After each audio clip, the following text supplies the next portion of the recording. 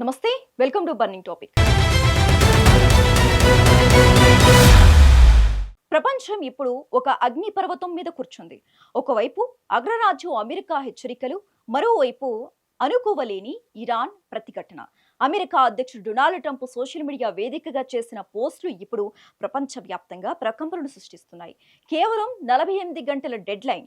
రేపు మంగళవారం ఇరాన్ గడ్డపై ప్రళయం ముంచుకొస్తోందా? Power plant day, bridge day పేరుతో ట్రంప్ పంపిన ఆ వార్నింగ్ వెనుక ఉన్న అసలు ఉద్దేశం ఏంటి? ఈ యుద్ధ మేఘాలు మన హైదరాబాద్, ఆంధ్రప్రదేశ్, తెలంగాణలోని సామాన్యుడి జేబును ఎలా గుల్ల చేయబోతున్నాయి? గల్ఫ్ దేశాల్లో ఉన్న మన తెలుగు వారి పరిస్థితి ఏంటి? Let's watch.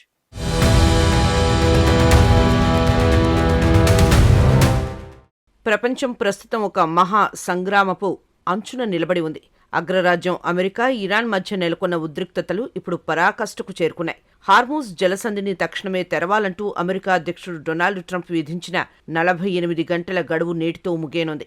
ఈ డెడ్ లైన్ ముగిశాక ట్రంప్ ఎలాంటి నిర్ణయం తీసుకోబోతున్నారు? ఇరాన్పై బాంబుల వర్షం కురిపిస్తారా, లేక పెను విధ్వంసానికి తెరలేపుతారా అన్నది ఇప్పుడు యావత్ ప్రపంచాన్ని పట్టి పీడిస్తున్న ప్రశ్న.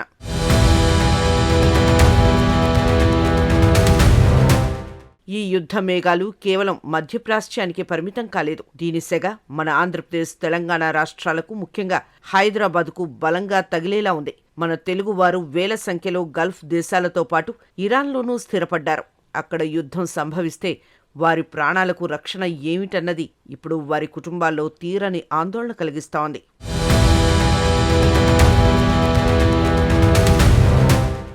ఏప్రిల్ 5న ట్రంప్ తన ట్రూత్ సోషల్లో ఓ పోస్ట్ పెట్టారు.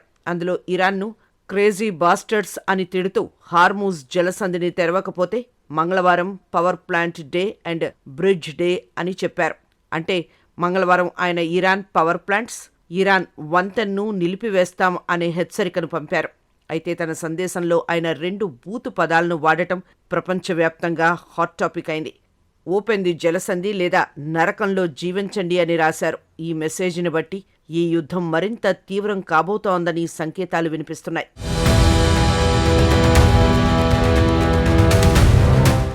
అమెరికా హెచ్చరికలకు ఇరాన్ ఏమాత్రం తలొగ్గడం లేదు. దశాబ్దాలుగా అగ్రరాజ్యాన్ని ఢీకొంటున్న ఇరాన్ తాజాగా డొనాల్డ్ ట్రంప్ యంత్రాంగం పంపిన మెసేజ్కు అత్యంత ఘాటుగా రిప్లై ఇచ్చింది. అమెరికా తీరును helpless, nervous, unbalanced and stupid అని ఇరాన్ అభివర్ణించింది. Khatam al Anbiya central commander general Ali Abdullahi Ali బాతి ఈ పరిణామాలపై స్పందిస్తూ సంచలన వ్యాఖ్యలు చేశారు.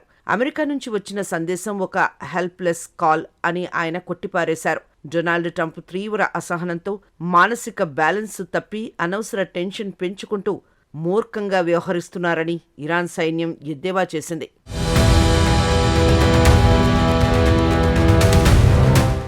ప్రపంచ చమురు రవాణాకు అత్యంత కీలకమైన హార్మూజ్ జలసంధిని తాము మూసివేసినట్లు జరుగుతున్న ప్రచారాన్ని ఇరాన్ ఖండించింది.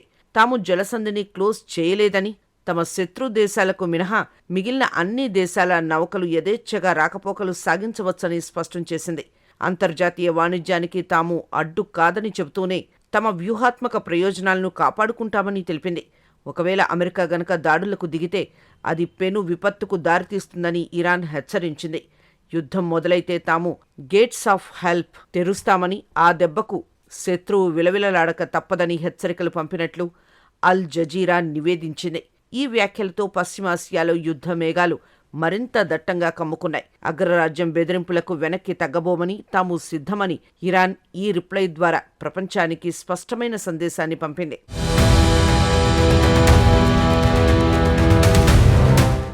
అమెరికా తరహా దాడులను మేము కూడా చెయ్యగలం అంటోంది. హార్మూజ్లోనే కాదు, అమెరికా, ఇజ్రాయెల్ నౌకలు ప్రపంచంలో ఎక్కడా తిరగలేవు అని ఇరాన్ వార్నింగ్ ఇచ్చింది. దీన్ని బట్టి చూస్తే ఇరాన్ తన ప్రాక్సీ వార్ని రంగంలోకి దింపుతుందేమో అనే సందేహాలు కలుగుతున్నాయి. ఇరాన్కి మద్దతుగా ఉన్న మిలిటెంట్ల హౌతీలు, హెజ్బొల్లా, హమాస్, షియా మిలీషియాలు రంగంలోకి దిగే ఛాన్స్ కనిపిస్తోంది. ఇప్పటికే హౌతీలు యుద్ధంలోకి దిగి ఇజ్రాయెల్పై దాడులు చేస్తున్నారు. వీరు హార్మూజ్ జలసంధి లాంటి మరో జలసంధి అయిన బాబ్ అలీ మండబ్ జలసంధిని తమ కంట్రోల్లో పెట్టుకుంటే ఆ దారిలో నౌకా రవాణాకి బ్రేక్ పడగలదు. అది మరో పెద్ద సమస్య అవుతుందన్నారు.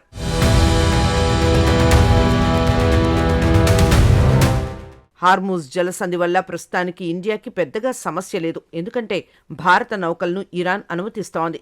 కానీ ఆ జలసంధిని అడ్డం పెట్టుకుని ఇరాన్ ఈ యుద్ధంలో పైచేయి సాధించాలని ప్రయత్నిస్తూ ఉండటం అమెరికాకు సమస్యగా మారింది. అందుకే ట్రంప్ ఈ వార్నింగ్ ఇచ్చారు. ప్రపంచ దేశాలకు రోజు వెళ్లే చమురులో 20% ఈ జలసంధి నుంచే వెళ్తోంది. ఇప్పుడు ఇరాన్ నౌకలను అడ్డుకుంటూ టోల్ కూడా వసూలు చేస్తోంది.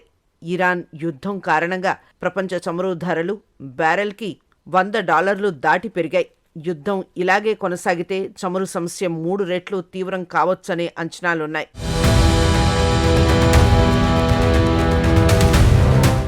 ప్రస్తుతం నెలకొన్న ఉద్రిక్త పరిస్థితులు భారత ఆర్థిక వ్యవస్థను ఉక్కిరిబిక్కిరి చేస్తున్నాయి. మన దేశానికి అవసరమైన చమురులో దాదాపు 40 నుంచి 60% వరకు మిడిల్ ఈస్ట్ నుంచే వస్తోంది. ముఖ్యంగా హార్మూజ్ జలసంధి గుండా జరిగే రవాణాపై యుద్ధ ప్రభావం పడితే అది నేరుగా చమురు ధరలపై పడుతోంది.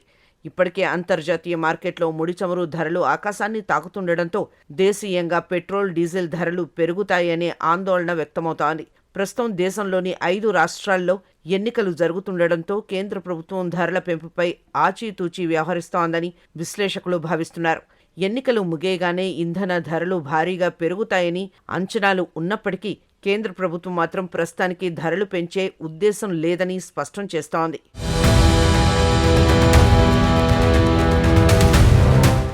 ఈ యుద్ధ ప్రభావం హైదరాబాద్తో పాటు తెలంగాణ, ఆంధ్రప్రదేశ్ వ్యాప్తంగా స్పష్టంగా కనిపిస్తోంది. ముఖ్యంగా ఆటో డ్రైవర్లు, బైక్ వినియోగదారులు, ట్రాన్స్పోర్ట్ బిజినెస్ చేసేవారు డీజిల్ ధరల పెంపు భయంతో వణికిపోతున్నారు. రవాణా ఖర్చులు పెరగడంతో కిరాణా సామాగ్రి, పప్పు ధాన్యాలు, కూరగాయల ధరలు సామాన్యుడికి అందనంత ఎత్తుకు చేరుకున్నాయి. ముఖ్యంగా రేటింగ్ ఏజెన్సీ మూడీస్ మరియు సిఎన్బిసి నివేదికల ప్రకారం భారత్ తీవ్రమైన ఆర్థిక సవాల్ను ఎదుర్కోబోతోంది. చమురు దిగుమతి ఖర్చులు పెరగటం వల్ల దేశ కరెంట్ అకౌంట్లో లోటు మరింత పెరిగే అవకాశం ఉంది. అంతర్జాతీయ మార్కెట్లో డాలర్ బలపడటంతో రూపాయి విలువ భారీగా పడిపోయి $1కు $95 మార్కును దాటి వెళ్లవచ్చని నిపుణులు హెచ్చరిస్తున్నారు. మొత్తానికి ఎక్కడో జరుగుతున్న యుద్ధం ఇక్కడ మన ఇళ్లలోని వంటగది వరకు ప్రభావం చూపుతోంది. అటు రూపాయి విలువ పతనం, ఇటు నిత్యావసరాల ధరల పెరుగుదల మధ్య సామాన్యుడు సతమతమవుతున్నాడు.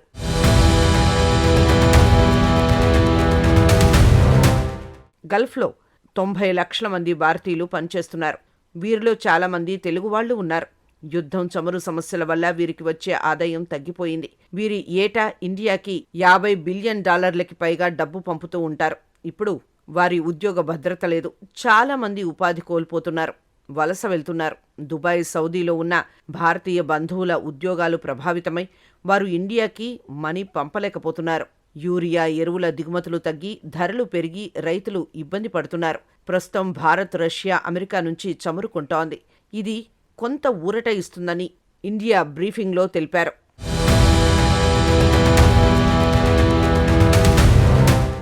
విదేశాంగ మంత్రి జయశంకర్ ఇరాన్ విదేశాంగ మంత్రితో మాట్లాడారు. ఎగుమతులు, చమురు నిల్వలపై చర్చించుకున్నారు. యుద్ధం కొనసాగితే దేశ జీడీపీ వృద్ధి రేటు 7% కంటే దిగువకు పడిపోవచ్చు. ధరలు మరింత పెరగవచ్చు. దీనివల్ల ఏపీ, తెలంగాణ, హైదరాబాద్లో సాధారణ కుటుంబాలకు ప్రతి నెల 1000 నుంచి 3000 దాకా అదనపు ఖర్చులు భరించాల్సి రావచ్చు. మొత్తంగా ట్రంప్ వార్నింగ్, ఇరాన్ కౌంటర్లు ప్రపంచానికి టెన్షన్ పెంచుతున్నాయి. మంగళవారం ఎలాంటి దాడులు జరుగుతాయో అనే ఆందోళన ఉంది. ఇరాన్ ఏం చేయబోతుందనేది కూడా టెన్షన్ కలిగిస్తోంది.